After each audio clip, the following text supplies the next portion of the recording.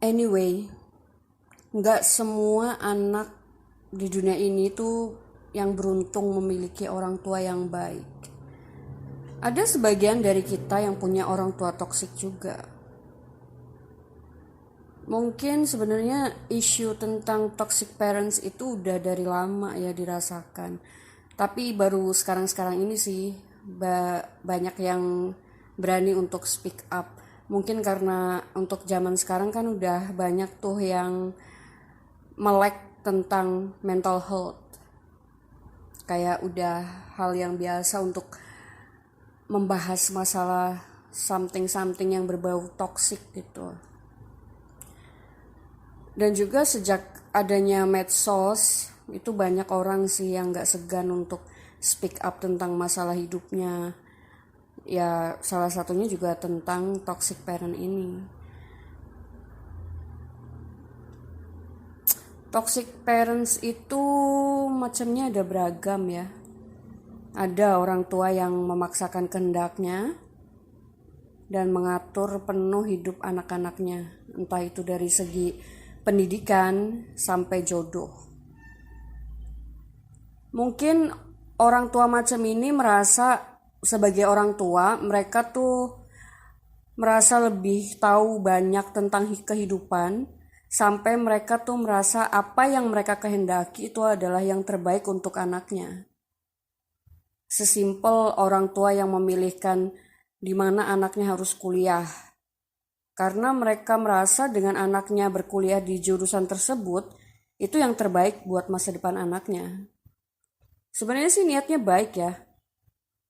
Tapi mereka tuh nggak peduli gitu apa minat dari anaknya itu. Dan nggak jarang juga anak yang punya masalah dengan orang tua yang kayak gitu tuh nggak bisa fokus dengan kuliahnya atau nggak happy dengan pekerjaannya mungkin. Yang kedua, itu adalah orang tua yang abuse. Entah itu melakukan kekerasan fisik atau mental. Nggak semua orang tua memiliki batas toleransi yang sama ya guys. Ada banget orang tua yang seumur hidupnya tuh nggak pernah tuh mukul anak-anaknya gitu. Tapi banyak juga sih kayak orang tua yang bahkan tiap hari mukul anaknya seolah tuh kayak udah kayak passion atau memaki-maki anaknya gitu. Entah itu anaknya salah atau benar. Bahkan kayak memukul anak adalah udah kayak bahasa cintanya gitu loh. It's funny. Bahasa cinta dengan pukulan. Kalau melihat perspektif dari orang tua yang abusive, pasti mereka akan bilang kalau mereka melakukan kekerasan itu karena anaknya nakal atau susah diatur. Dan juga anaknya tuh nggak melakukan apa yang mereka inginkan gitu. Sampai mereka lupa kalau anaknya itu juga seorang manusia biasa yang memiliki kehidupannya sendiri. Buat kalian yang punya orang tua kayak gini sih, aku cuma bilang peluk jauh dari aku. Ada orang yang aku kenal, jadi dari kecil itu orang tuanya tuh abusive banget. Entah itu fisik dan mental, dia mendapatkan hal yang sama. Dan orang itu merasa hidupnya berantakan itu juga karena andil dari perlakuan orang tuanya itu gitu.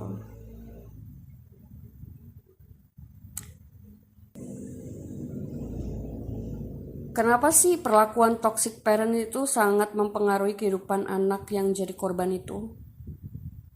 Karena hal itu akan mengakibatkan trauma bagi sang anak. Dan nggak menutup kemungkinan anak itu juga akan melakukan hal yang sama pada anaknya nanti. Itulah kenapa penting banget buat kalian yang jadi korban dari toxic parents ini harus punya banyak atau mencari referensi atau bahkan ke profesional lah untuk minta bantuan masalah mental kalian gitu agar rantai ketoksikan ini nggak berlanjut ke generasi yang selanjutnya. Kadang juga sebagai anak mungkin sebagian dari kita tuh merasa dilema ya. Dilemanya begini, eh mungkin dari kita tuh udah sering dari kecil didoktrin masalah kamu harus patuh sama orang tua, surga di telapak kaki ibu gitu. Kayak seolah walaupun orang tua kalian berbuat begitu, ya kalian harus, walaupun gimana mereka itu tetap orang tua kalian gitu kan. Dan itu yang membuat dilema. Kenapa dilema? Karena di sisi lain kalian merasa wah ini jahat banget dan kalian merasa diperlakukan gak adil. Tapi di sisi lain juga kalian juga merasa bersalah karena udah benci sama orang tua kalian atau bahkan kayak oh my god, gue tuh menyesal udah lahir ke dunia ini gitu kan. Terus gimana sih untuk menghadapi orang tua yang toksik begitu? Nomor satu, memaafkan. Lah kok memaafkan sih? Emang segampang itu? Ya emang susah untuk pertama kalinya waktu mencoba pertama kali itu pasti susah. Karena kita di dalam hati kita tuh kayak udah dipenuhi rasa benci, kecewa, sakit. Dan itu nggak gampang sih. Walaupun hanya untuk sekedar aku maafkan kalian tuh udah susah gitu kan. Nah, kalau untuk masih yang susah melakukan hal itu, coba untuk lakukan kebiasaan ini sesering mungkin. Terlebih saat kalian sedang terbayang sosok orang tua kalian atau ketika kalian lagi teringat perbuatan mereka gitu. Karena kan kadang kita kalau tiba-tiba muncul aja pikiran kayak gitu kan. Karena dengan memaafkan mereka itu, kita tuh sedikit banyak tuh melunturkan dan mengurangi rasa benci di hati kita gitu. Minimal gini deh, kita memaafkan itu untuk kebaikan kesehatan mental kita. Karena setelah udah dicoba, emang itu lumayan berhasil sih. Kayak setiap memikirkan orang tua atau perlakuan mereka tuh, itu lama-lama rasa benci itu emang langsung hilang. Kita nggak akan lupa dengan perbuatan mereka, tapi minimal itu mengurangi perasaan benci di hati kalian dan rasa marah. Lebih kayak merasa legowo gitu loh. Yang kedua, mendoakan. Maafin aja udah susah, apalagi mendoakan ya guys. I know what you feel. Ya, soalnya gini loh, daripada kalian menghabiskan energi kalian untuk marah, membenci mereka, atau merasa sakit hati yang bikin trauma kalian jauh lebih parah gitu. Lebih baik kalian coba untuk mendoakan mereka gitu. Memaafkan dan mendoakan mereka setiap kalian mengingat mereka tuh emang sangat amat susah. Karena ego kalian akan menolak untuk melakukan hal itu. Karena rasa marah dan benci itu yang membuat kalian tuh menolak, apaan sih, kenapa sih harus doain mereka gitu. Karena gue punya temen yang dia bermasalah sama orang tuanya, dan ketika gue ngasih tahu cara ini, dia bahkan tuh susah banget untuk untuk ngomongnya itu susah banget, kayak kayak macam orang dipaksa melakukan yang dia nggak mau gitu loh. Padahal cuma ngomong, akhirnya gue tuntun kan, gue tuntun gimana cara ngomongnya gitu. Kayak kayak seolah-olah gue kayak lagi menuntun dia untuk jadi mualaf guys. Lucu sih, tapi kata dia sih dia melakukan hal itu dan juga cukup berhasil buat dia. Tapi nggak tahu sih kalau sekarang dia masih melakukan itu atau enggak gitu. Kalau kalian coba hal itu, kedua hal itu, pasti kalian akan dapat efek yang cepat sih. Kalian akan kaget ketika selama ini gue selalu kayak merasa, aduh kenapa sih orang tua ini memenuhi pikiran kita gitu. Tapi setelah kayak kalian coba treatment ini dengan mendoakan dan memaafkan, kalian akan kaget karena kalian akan lupa dengan mereka gitu loh. Kayak otak kalian tuh udah nggak terfokus dengan membenci mereka atau merasa sakit hati karena mereka. Seperti yang gue bilang, karena minimal itu bisa melunturkan rasa benci atau sakit hati di hati dan pikiran sih. Itu bagus banget untuk mental health kalian dan aku.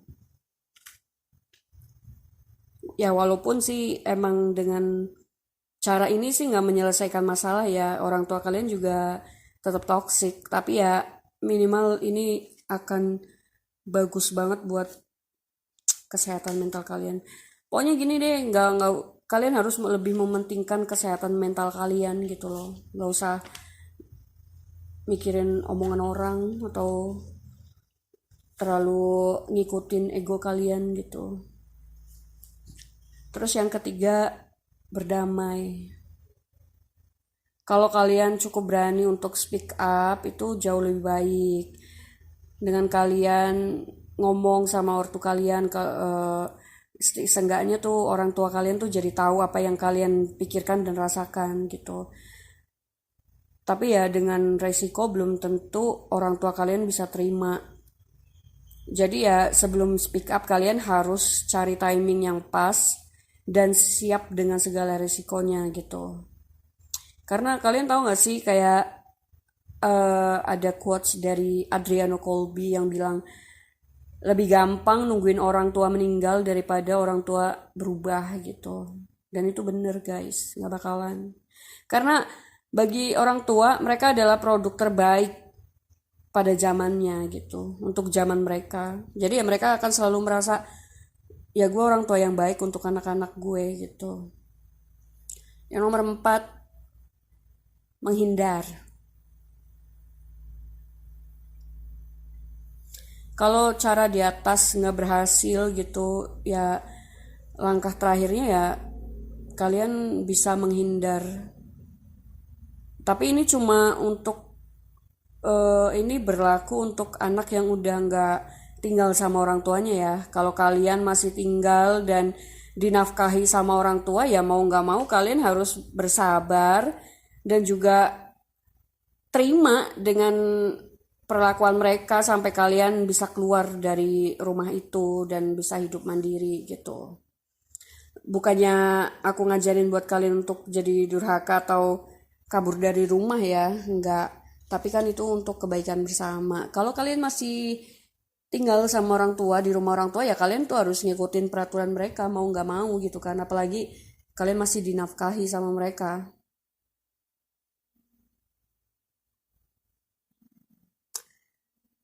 Soalnya gini loh, kalau kalian tetap berhubungan, maksudnya dalam konteks berhubungan tuh berkomunikasi, padahal kalian tahu tuh komunikasi kalian tuh sebenarnya nggak menghasilkan apa-apa dan malah nambah tingkat kestresan kalian gitu. Jadi ya menurut gue tuh komunikasi kalian dibatasin aja gitu dan sebisa mungkin menghindari berkomunikasi sama mereka. Kalau bisa ya ngeblokir WhatsApp nggak salah-salah banget deh kayaknya.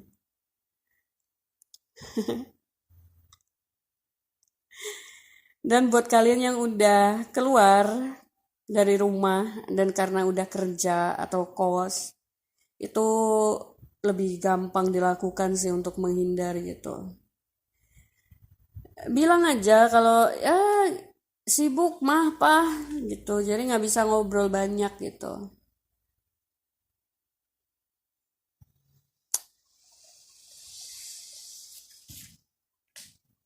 Jadi gini loh, kalian tuh udah cukup dewasa untuk menentukan jalan hidup kalian gitu. Aku paham banget kalau selama ini banyak doktrin-doktrin yang menyebut kalian harus menghormati dan patuh pada orang tua. Menghormati itu wajib ya guys. Tapi patuh dan taat itu tergantung orang tua kalian sih. Kalau orang tua kalian abusive, dan kelakuan mereka tuh udah di luar batas, kalian berhak untuk apa ya, untuk stand up untuk diri kalian sendiri gitu loh.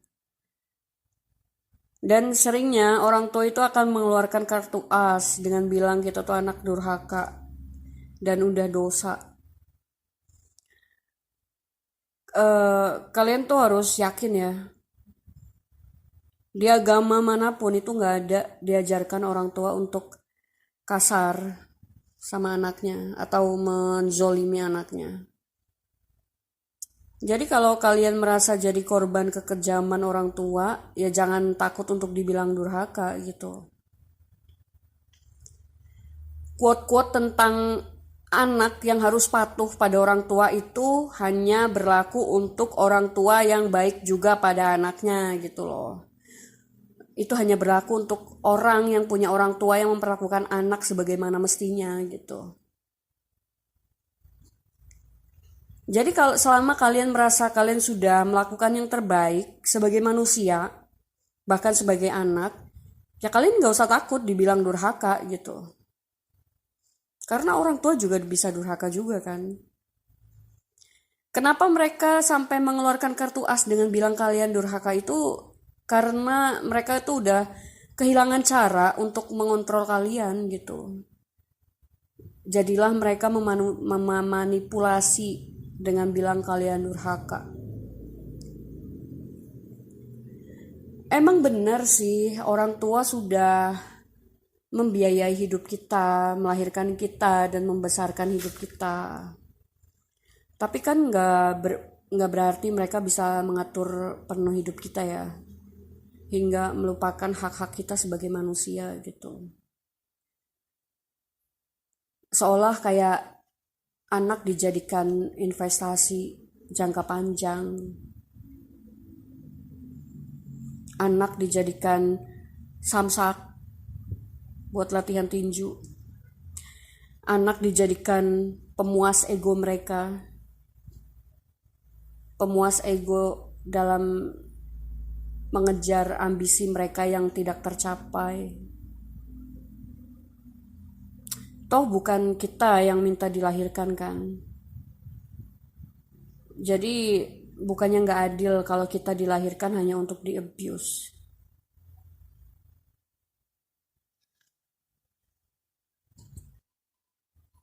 Tapi jujur ya, gue tuh pernah loh kayak konsultasi ke psikolog. Karena gue udah terlalu buntu sama permasalahan hubungan gue dan nyokap gitu kan. Gue ceritain detail banget gitu kan permasalahan gue cuma pengen tahu apa mau nyokap gue gitu kan, karena gue bener-bener udah nggak tahu bagaimana cara memuaskan dia dan nggak tahu bagaimana agar dia tuh menghargai atau mengakui apa ya pencapaian gue gitu. Dan ketika psikolog itu memulai dengan jawaban, eh, kamu bisa cukup, kamu itu ya orang tua tetap orang tua, jadi harap maklum. Aduh, setelah itu gue stop, gue langsung cabut itu, karena udah nggak relate gitu loh. Ibaratnya tuh ngapain gue ke psikolog kalau jawaban itu juga bisa gue dapet dari teman-teman gue. Kenapa? Gini loh, gue datang ke profesional untuk kayak mencari referensi, untuk kayak membuka hati gue dan pikiran gue untuk mencari jawaban yang gak gue temukan dari teman-teman gue gitu kan. Eh, kenapa malah jawabannya tuh jauh lebih jelek dari jawaban teman-teman gue gitu. Kalau untuk sekarang sih gue lebih nyaman sih untuk cerita ke temen gue gitu.